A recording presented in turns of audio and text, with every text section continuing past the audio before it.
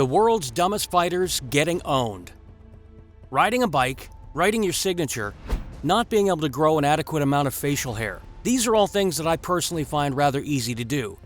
No matter what it is that you find easy to do though, something that is probably way easier than those things is to not get into a fight with a professional fighter.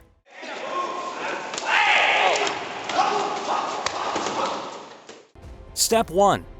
Don't challenge a fighter. Step 2. If you followed step 1, you don't need a second step. However, some people just can't avoid stirring the pot with people who fight for a living. Whether it be unfounded confidence, severe delusion, or someone that has actually trained but fails to realize that there are levels to this, it makes for some pretty good content. In this video, we'll be diving into instances where the world's dumbest fighters get owned.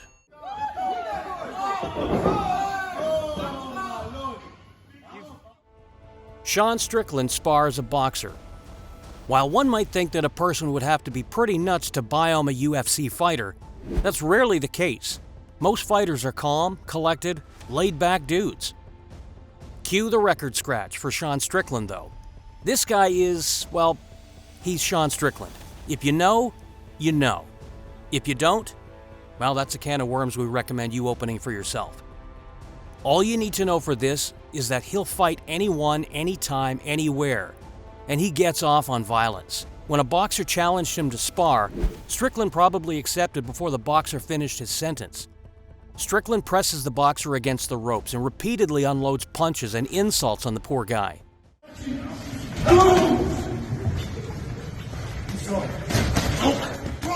The challenger does look pretty good defensively, but it's not enough to really make Strickland work too hard. Just another day in the office for Sean. The trash talk is going both ways though. The boxer calls Sean names and Sean calls the boxer names right back.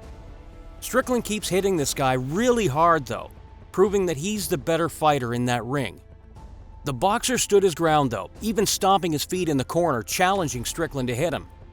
Sean landed as many significant strikes as he landed verbal strikes, which is why no matter how out there he is, the MMA community loves to watch him. The two showed respect after the matter, and things were all good. We're assuming the two are best friends now, probably. How would you fare against Sean Strickland? I'd crumble at his first insult, let alone actual hits. Not finished, but good workout, boy. You got my respect. I don't need money, bro. That was all. Sean Strickland full sends with the Nelk reporter. Though this seems a bit more cordial, full send reporter Shawnee Mack still got the hands. Strickland isn't fighting with as much fire here, but we're assuming there was no trash talk from Mack. Further, he looks like he's at a very rudimentary boxing level. No shame in that, but Strickland probably picked up on that and didn't feel like he was in any danger at all. Well, actually, we're not sure he feels fear in general. Mack tried to catch Sean with a jab, and people outside of the cage started cheering, as if Shawnee actually did something.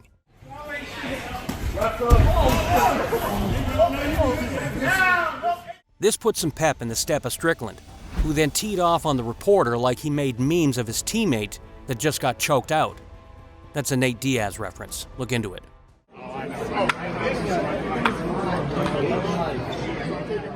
Sean wanted to keep going, but Mack kept hitting the deck whenever Strickland would put more than two punches together. We don't blame him either. Strickland is perhaps quite literally a lunatic. How would you rate Shawnee Mack's performance here? I thought we were gonna do like a whole round. I was gonna put him out in the second, but I didn't know if he was gonna make it to this. Once again, Sean is fighting for free. This is one of the older videos of Sean Strickland sparring someone that challenged him, which just goes to show that he's been this guy forever. This challenger is the least skilled of the three. We're assuming it was hard to tell what this challenger could do. Sean warns the dude to fall down if he feels like he's in danger, to which the challenger just smiles. The two get after it, and Sean is immediately in fifth gear.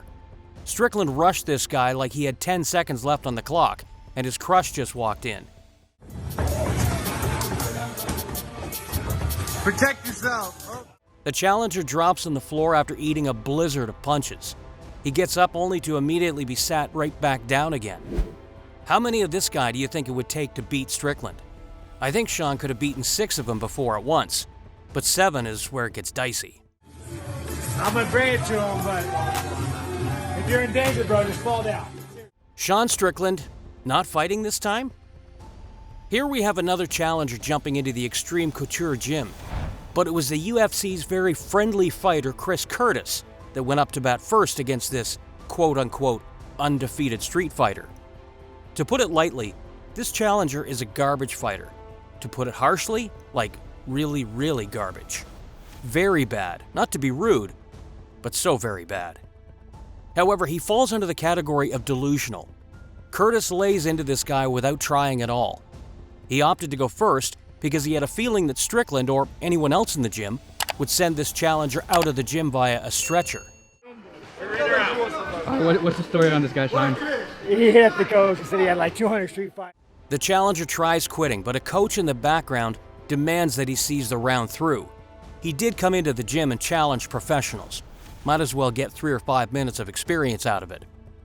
Curtis very cordially brutalizes the challenger's body and then takes him down, where he controls him like a shark playing with a goldfish.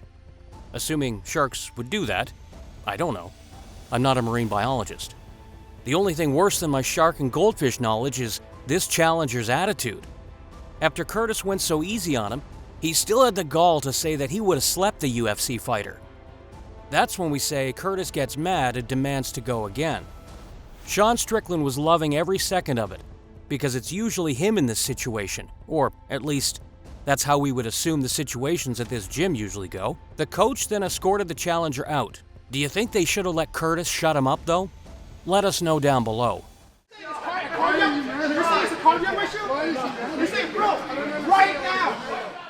A self-proclaimed ninja gets humbled by a UFC champion. If you follow the channel, then you may have seen this video before. However, anytime the word dumb is in the title, this guy fits the mold. A ninja challenged Dominic Cruz, who's been a top bantamweight for most of his time fighting, and is arguably the best bantamweight to ever do it. So take your picks. Drop your prediction down below on who you think will win between the bantamweight GOAT, Cruz, or a street fighter ninja guy.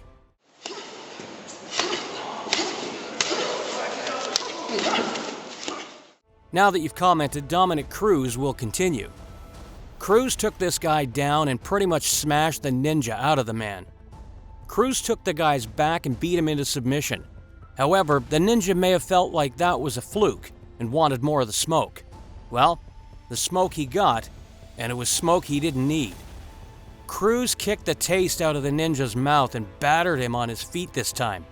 It's not often we see Cruz throwing bombs and hurting people at the UFC level, so this goes to show that the difference between top fighters and the rest is huge. What's your favorite Dominic Cruz performance?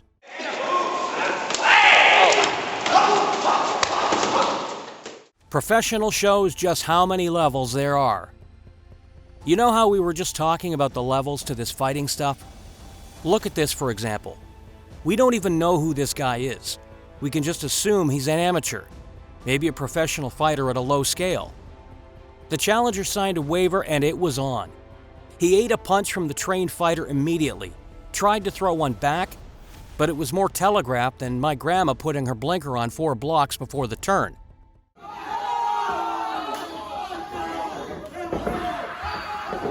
And then was hoisted in the air so hard that he earned some flight miles with United. Like most people that have never trained or are self-proclaimed great street fighters, the challenger had absolutely no idea what to do as soon as the grappling started. The beef must have been real because the trained fighter absolutely smashed this dude. The entire gym chanted, and someone even questioned why the challenger signed the waiver if he didn't know how to fight. Do you think the trained guy went too hard? Or was it a lesson taught that this street fighter will never forget?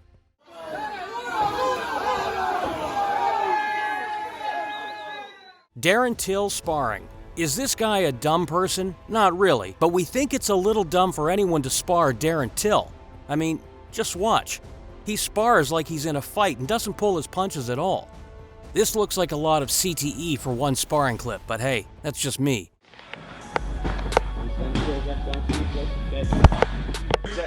You all can spar however you want to. Till pops this guy's head back like a Pez dispenser multiple times, and he finally goes down after the third left hand lands. The two continue, and Darren beats this guy's body like he's trying out to be in a Slipknot cover band. The challenger again goes down. Can we call this a sparring session? Technically, yes. But it looked more like a heavy bag session to me.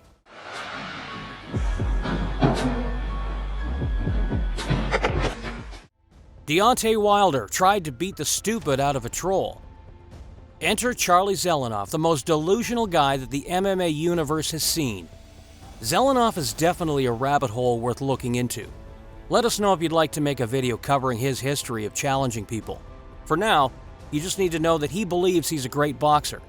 But he's not. He's far from it.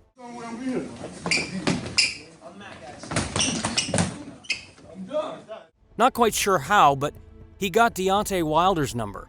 You know, one of the hardest hitters in boxing history? That guy? Zelenoff called him, talking all sorts of trash, and the two ended up crossing paths. One-sided doesn't begin to describe it. Wilder drops Zelenoff immediately, then hits him with another shot just to keep him down. Wilder demands that Charlie gets up and makes this worth his time. Zelenoff gets up but fails to meet Wilder's wishes. A left hook plants Charlie this time.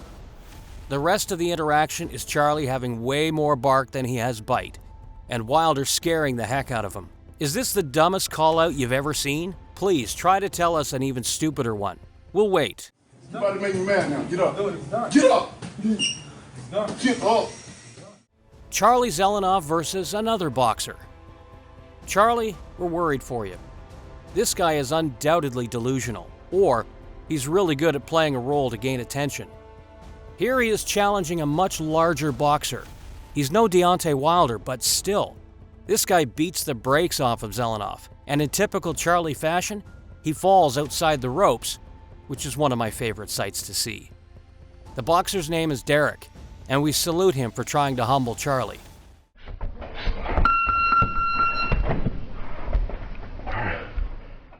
That does it for this video. Which was your favorite entry? Do you want to see more videos like this? Let us know down below.